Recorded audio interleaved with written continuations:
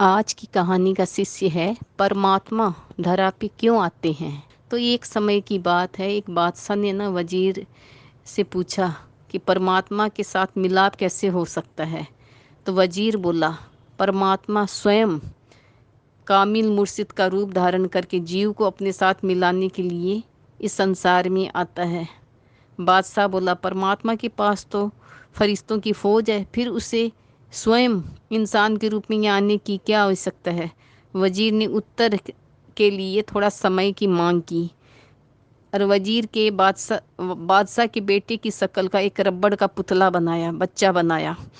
बादशाह को बच्चे के तालाब में गिरने की आवाज़ आई। बादशाह उधर सैर कर रहा था, सैर करने के लिए आगे निकलते थे बादशाह लोग। और जब उसने अचानक अपने बच्चे को तालाब में गिरते हुए देखा तो राजा ने कुछ भी नहीं सोचा और तुरंत तालाब में ना छलांग लगा दी। और जब उस बच्चे को निकाला ना, तब है ना वजीर ने राजा से पूछा कि यहाँ पे तो इतने सारे आपके सैनिक थे, नौकर थे, आप क्यों कूदे।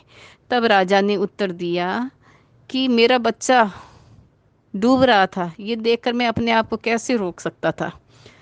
तब वजीर बोला, जब परमात्मा रूहों को अपनी जुदाई में तड़पते हुए देखता है तो उससे भी अपनी रूहों का दर्द सहन नहीं होता है।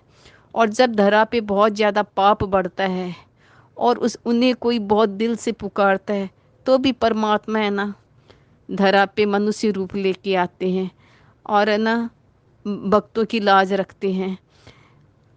तो इसलिए वजीर वजीर को है ना उन्होंने ये बात समझाई तो उनके समझ में आया कि बात तो सही है, मेरे पास इतने सैनिक थे, मैं उनको बोल सकता था, लेकिन मैं खुद कूद गया। उसी तरह परमात्मा है ना, जब उनके भगत बहुत ज़्यादा कष्ट में होते हैं और उनको बहुत ज़्यादा अंदर से करुण पुकार करते हैं और सच्ची भक्ति करते हैं तो परमात्मा मनुष्य रूप में धरा पे आते हैं।